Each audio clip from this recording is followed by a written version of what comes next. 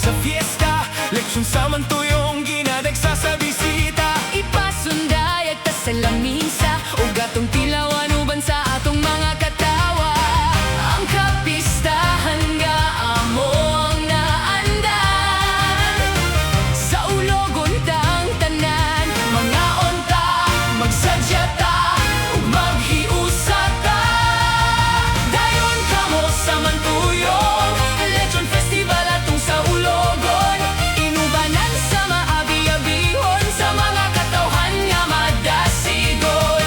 O dali na mga higala, ubanin mi nga maghudyaka. Lami ang lechon sa mantuyong, sa hantag ipasigarbota.